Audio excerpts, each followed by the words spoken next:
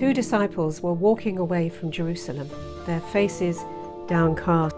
Yet, along the way, the risen Christ drew near.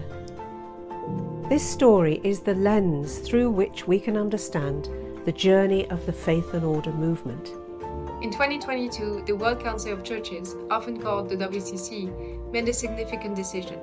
It will mark the 1700 years since the Council of Nicaea.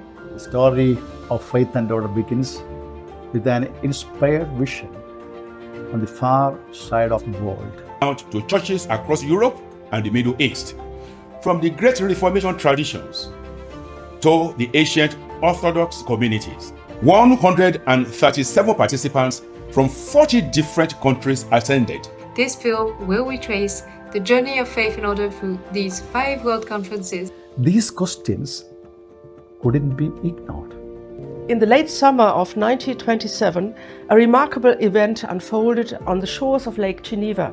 They could not agree on everything. Indeed, sometimes they could hardly agree on anything. Organizers sent out detailed questionnaires About the tough theological issues, resulting in statements that captured both points. A church on earth among people that will be visibly and organically one. For the Orthodox delegates, the Lausanne Conference presented a serious challenge. That the Spirit of God was preparing a new era in the history of Christianity. Despite these real and significant differences, something new was emerging at Lausanne in 1927. The timing of this movement was significant. One thing was clear.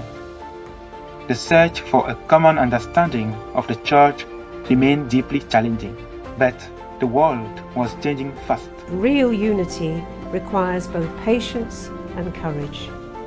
On the 2nd of August 1937, the Second World Conference on Faith and Order began in Edinburgh, Scotland. Years later, the first General Secretary of the WCC, Willem Witte-Hooft, would remember the drama that surrounded these debates. He recalled how Bishop Headlam had led the opposition after failing to prevent the creation of the World Council. Headlam wrote to a German church official, "We have not been successful in preventing the World Council. The people who have engineered it have been much too clever for us." The Church, it declared, is God's chosen instrument.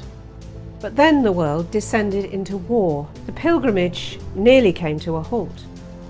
The years following the Edinburgh Conference, the outbreak of the Second World War threw the world and the ecumenical movement into crisis.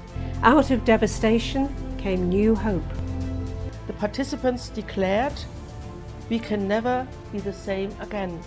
Pilgrimage had become not only metaphor, but method. Discussions quickly became lively and passionate. To keep walking, even slowly, is already a testimony of faith. By the time the Third World Conference on Faith and Order finally met in Lund, Sweden, in August 1952, the world had changed dramatically. The World Council of Churches Commission on Faith and Order, a kind of theological think tank attuned to the realities of a new era. The Faith and Order Commission continued to pioneer new ways of thinking about unity. Time magazine featured the WCC's first General Secretary, W.A. Vissertruft, on its cover as the world churchman, leading what the magazine called a second Reformation. This was not a destination, but a way of walking. The world's churches gathered once again. When the pilgrims reached Santiago in 1993, they came as to an ancient place of pilgrimage. These were remarkable years of the ecumenical spirit of the time, the unity of the church as koinonia, gift and calling. The Soviet Empire had fallen and new forces like neoliberal economics, renewed nationalism. Religion was becoming a marker of cultural and political identity. The voices at Santiago were as global as the times demanded.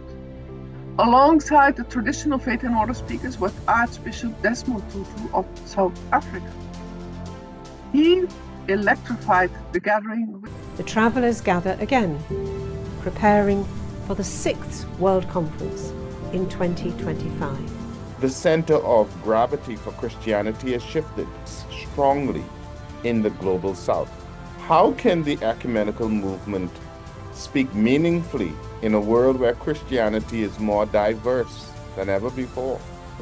We had hoped unity would come more quickly. We had hoped divisions would heal.